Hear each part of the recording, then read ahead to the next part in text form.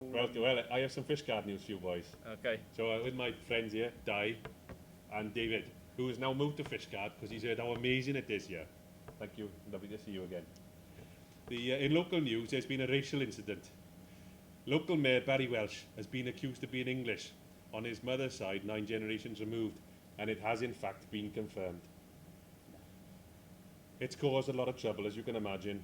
So we have spoken to a local anti-racial group, We Hate the English, who said that Barry, unfortunately, will have to be excluded from the Male Voice Choir and also from the Pobble to Come local tourist attraction. Now, I'm sure you'll agree this is a grave matter, because Barry all along has maintained that he is indeed Welsh. In fact, he's called Barry Welsh, but he is a liar. You've turned it off. And he's English.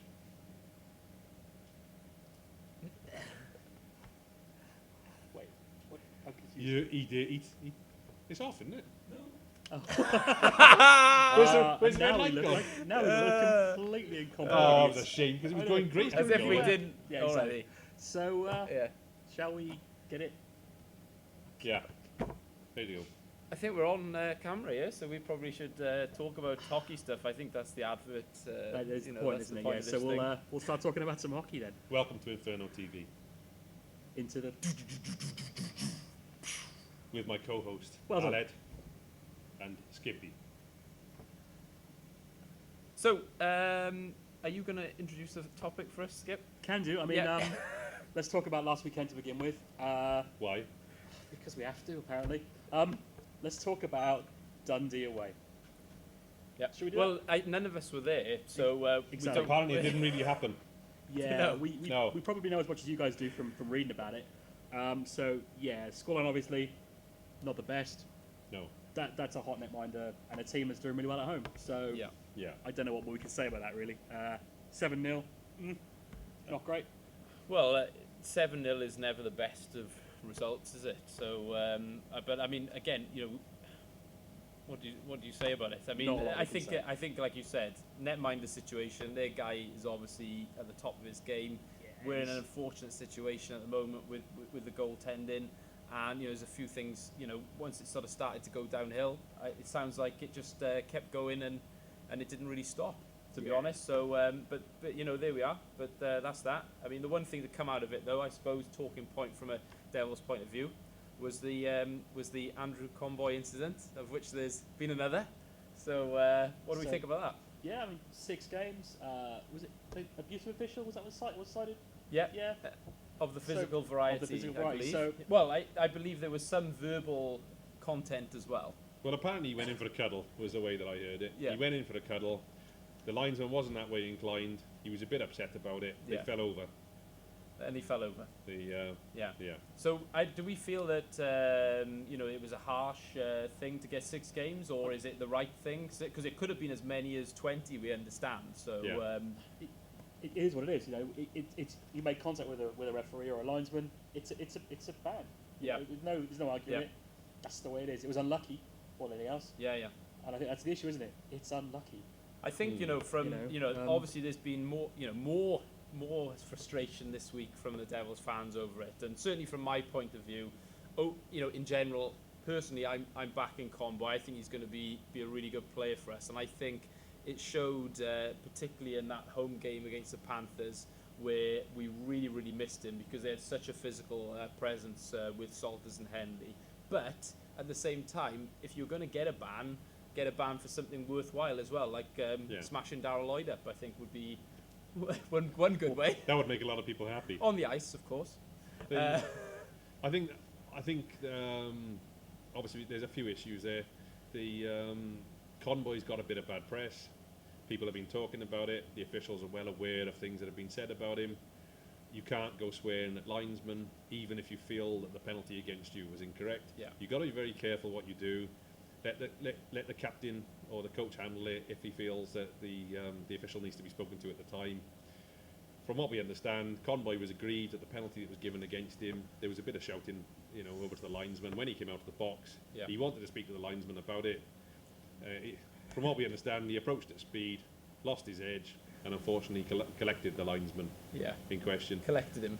you can get the ban for swearing at the official. You don't need to land on him. No. So unfortunately, in this circumstance, Yeah.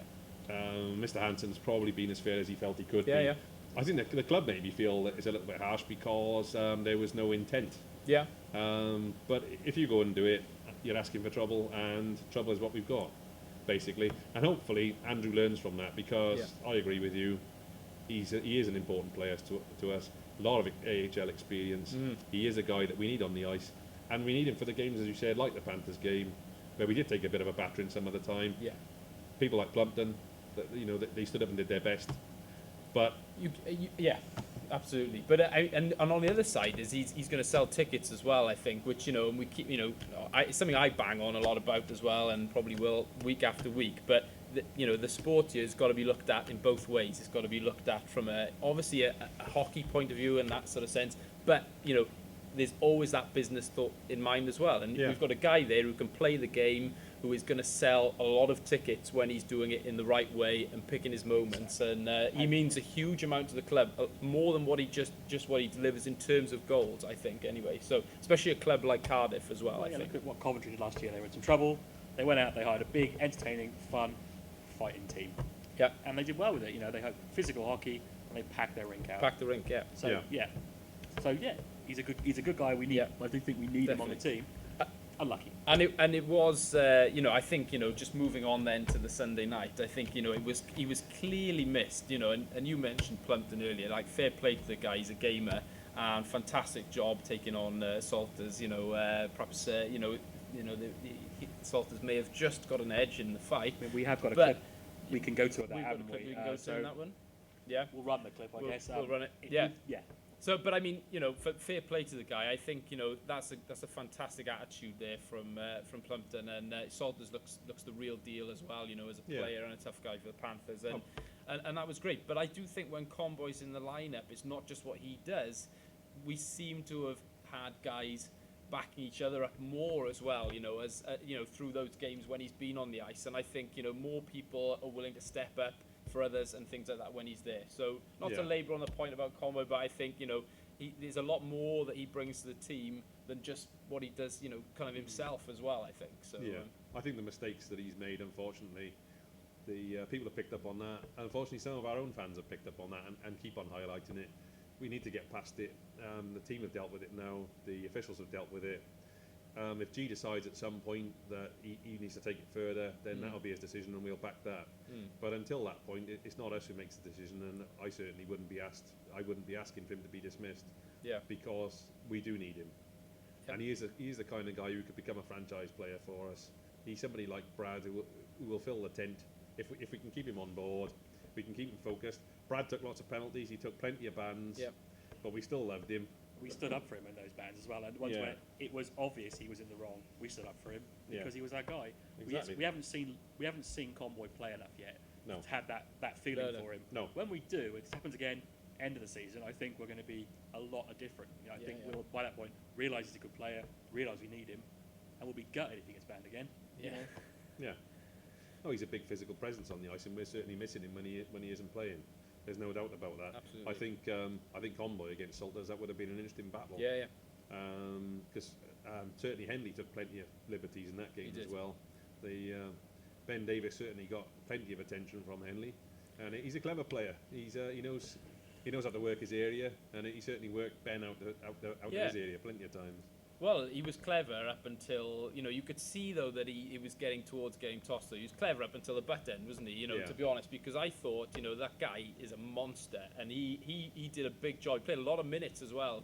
Nielsen played a lot of minutes there, played him for a lot of minutes, and he really controlled it there and shut it down. And it was almost too easy, the physicality for him that night. And he just he could have given the Devils a game, I thought, there with that major. We had the 5 minute, if the power play clicked more. So it was an odd thing to do. Maybe he just got carried away, but he looks like he's going to be a serious presence for those guys, without a doubt. So But onto that game in more detail, I suppose, what do we think about it? Was it better after going down 7-0 and seeing what the Panthers did to the Steelers the night before, 7-3 was it, the night before? Yeah. I mean, we didn't expect to win, and we came pretty close, actually, in the end. So were we encouraged by that? The guys played well on Sunday. They really did. I mean, it was a big comeback game from Saturday. A lot of travel. I think I heard the bus broke down on the way back. Yeah. So they got back late. Just to top it All off. sorts of horribleness. Got in at 8:30 in the morning. Did they?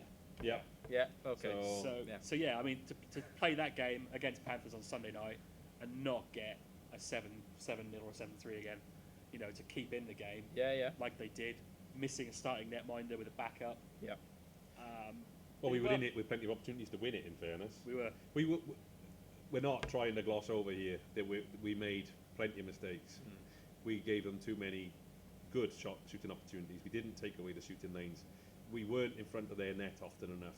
We laid the puck in front of the net plenty of times, but we had nobody there to do anything with it. But where's that gone, though? Because in the pre-season, we had guys crashing the net, we had guys clearing out, in front of the goaltender and everything like that. To me, it seems like all of a sudden we've gone back to this thing which we've seen for a couple of years, really a few years. We don't get enough guys in front of the net. And is that down to desire? Is that a tactical thing? Was that just because they had the physical presence back there in Henley on the weekend? But it seems like we're not quite busting a gut to get there at the moment. And we saw a great goal from Salters, just right in front of the net, classic goal, screen the goalie, tip it in, and it's great to watch that. And we didn't seem like we were ever going to get that sort of thing. Oh, so. we didn't appear to be attempting that. Like, to be fair, he's a great big guy. Greg couldn't have seen much at all of that puck coming in. No. I was watching him from my seat, which is very close to that position, and he was covering most of the net, in fairness. I looked at the other end a number of times on similar plays that we had going, where we had opportunities. We had guys working the puck in the corners, winning the puck against the boards, fighting for it, hitting the reverse pass, hitting the layoff to the point or towards the blue line, and nobody there to take it. No. Partly because Panthers were moving our guys around, and partly because our guys just weren't there. Yeah. And those are obviously areas that I'm not claiming to be a hockey expert here. Just from an untrained eye. None of us. From an untrained eye, it just Blatantly. looked like we didn't have guys in areas where we need to be. I know, and people like to shoot from the crowd, a lot. And you can't blame even when we're offside. But you can only shoot when you got behind their old goal. Yeah, you've got to shoot when you got the puck though. Yeah. And half the time we laid the puck off. Those were good scoring opportunities. I think one of them was a Batchy. Batchy went into the corner. He worked in the dirty areas. He won the puck. He laid it off in front. Nobody there. Yeah. No, and that isn't it. If we don't improve on that. Yeah. Well, that kind of thing. It doesn't matter who you've got in goal. There's areas. What we're saying. The goaltending thing is massive. And I think really we can't really judge this team until the goaltending is there. But as well as those two guys have done, in difficult circumstances, but there's still some clear things which surely can be improved on that will enhance the team regardless of the goaltending situation, and getting guys in there battling for those pucks in front of the net, that's got to be one of them, isn't it? I think so. Definitely. But simple hockey. Yeah. Which, to be fair, is what Nottingham were doing to us. It was. Yeah. They played fairly simple hockey. So simple hockey. Moving into next weekend's games, looking at what's coming up. We talked about this earlier on, didn't we? We're saying simple hockey, and maybe that's where the Steelers are falling down a bit. Yeah. Let's play really, really, really, really complicated hockey that no one understands. What is it called? It's a hybrid NHL swarm pattern. That's what it is. Yeah. I understand what that is. I don't. Yeah. Can you explain it? Yeah, it's like when you see a cloud of midges and they're all flying around. It's exactly like that. All the defence, they all skate around like a big cloud. Yeah. No one knows what's going on. So that's how you stop people scoring, because everyone's really confused. Not just like kids play football where everyone goes to the ball and then they pass it and everyone goes to that. You're not supposed to notice that. Okay. Because Doug has made it fairly clear that the players are wrong. Yeah, and they apparently he had a meeting with DeCanio, I believe it was, to discuss how you deal with players. Yeah. And they have decided that in this instance, the players are definitely wrong. Yes. They're not getting the swarm idea at all. Right. Apparently, they want to adopt the flying V. And yeah. Yeah, and they're not. Well, you can see why. I mean, look at the success that that system has had. Well, exactly. You can I've see seen why. numerous films where people scored endless goals and saved everything like that. And they, not only did they score goals, but they made the opposition look foolish as well. They did. You know, which I think is a big and part that's of it what as they're well. going for there, because apparently they've even tried the thing where they taped Frank Doyle in the net Yes. and shot pucks at him continuously. Yes. And that also hasn't increased his save percentage. So is he actually his save percentage is worth talking about? Yeah. Because we were all horrified when he went to Steelers. A little we bit. were. And then let's look at it. 84.6. Yeah. 84.6. And if we compare that with, say, Joe, let's compare it with Joe, our backup netminder, 83.1. Hey! So he's 1.5% better than our backup netminder at the moment. At the moment, that's great. So I mean, it's it's not what they'd hoped, I guess, up in Sheffield. But well, I did hear that Doug has put the feelers out to see if Joe's interested. Yeah. And they'd really like to get Joe up there, and maybe he could give Frank a bit of coaching. A bit of coaching. I mean, sorry to. Maybe we should go a bit serious just for a minute. Let's do that. Yeah. Back towards the original channel. I mean, I think a couple of us have spoken to Scott, who writes for Pro Hockey News. He does a lot for the Steelers pros. Because in fairness, I haven't seen the Steelers this year, so we thought it might be a good idea to speak to somebody at the Steelers. And we independently spoke to him as well. We spoke independently, and I think he may have copy and pasted the same notes to each of us. Which is good. Which is good. This is clever. They're probably written by Doug anyway. Yeah. But Scott was saying, in fairness to Doyle, he was very, very impressed with him in the pre-season. When the Steelers play in Europe and everything, and he's been let down, by the defences. The thought there, but as a consequence of that, is the confidence is now pretty low as well. Yeah. With him. So probably a good time for us to play. It's going to be difficult for them to suddenly sort of pick it up, and they're goaltending to pick it up, especially if we get Costa back this weekend. Which is touted. And I say, the press release today was there's a good chance Costa's in for the weekend. Yeah, which looks very likely. Great news. Which well, it's huge, isn't it? For us, especially if their guy Doyle is is struggling at the moment, and but we can't underestimate the Steelers ever. At the end of the day, regardless of confidence, they've got 4 guys who've played NHL there. That's a lot of quality. But they've got injuries as well. Exactly. So Lacroix, the top scorer. They're down their main scorer, and they're out D-man as well. I can't pronounce it. Langley. Langinus, whatever it is. Yeah. Flandinam. Like we can poke a bit of fun about it. We have a bit of a laugh with it, a bit of banter with it. But in all seriousness, Steelers are a good outfit. They got some great players there. If they can get some sort of shape going for this weekend, and maybe they'll go back to some simple hockey as well. You just don't know. But at the moment, the pattern they're using doesn't appear to be working for them. No. So maybe they'll just go back to basics as well. Play what the guys are used to. They won't be easy to beat.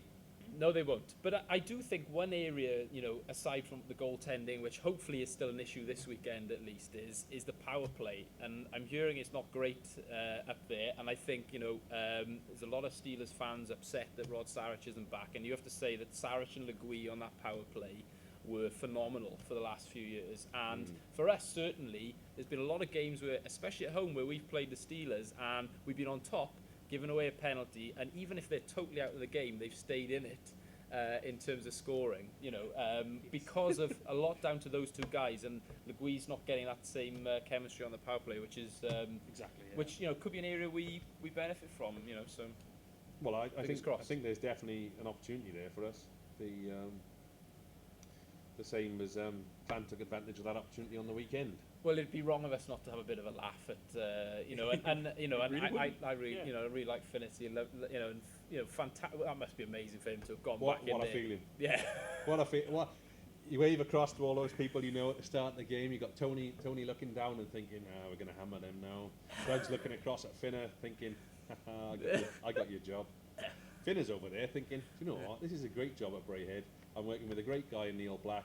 He's given me his full support. I've got absolutely fantastic fans who travel all around to watch us. Loads of them. They're always noisy. I've got a great team of guys who really want to work for me.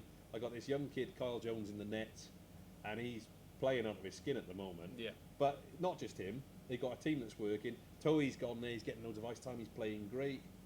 They got Esdes is playing great. Not just them. All the guys in the team are working. They obviously all believe.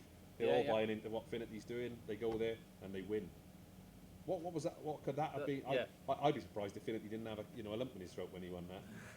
I know when I heard it, and we announced it at the BBT. Yeah. Because we were all thrilled for him as well. Yeah. There was a lot of laughter around our way when that was announced. There was a lot of laughter, Yeah. Well, of course, it was Panthers fans. Well, it was the one exactly. time when everyone was cheering the same thing in the rink, wasn't They it? were delighted. Exactly, yeah. But for us going there this weekend, we got to have the same level of belief. Clan have had their struggles as well. Yeah. We've had our struggles. We haven't had a starting netminder. We've had some issues. We got to go there this weekend with belief. I'm sure that this week G will be saying to the guys, look at what the Clan did. They'll probably watch that back. G will be speaking to Finner and saying, what went on. How did that come about? Yeah, what's a hybrid swarm? I'm sure there'll be a bit of chat between them. These are guys that talk to each other, and hopefully, we've got Kent and Smith there as well. Yeah. But if you look at it, for last weekend's results, they're very similar, aren't they? 7-0 to us away, 7-3 to them. We had a similar weekend to the Steelers last weekend. Yeah. So it's who bounces back better. The difference is they've got their starting goalie in. We didn't. Yeah, exactly. So that, I think, is the difference. Yeah. No, that's very true, and that probably simplifies it a bit because you can't rely on one guy. The same as people who keep on saying that Conboy cost us all the matches we lost. But we were already 3-0 down in Dundee, to be fair. When Conboy was asked to go out and agitate and everything started going wrong, we were already behind.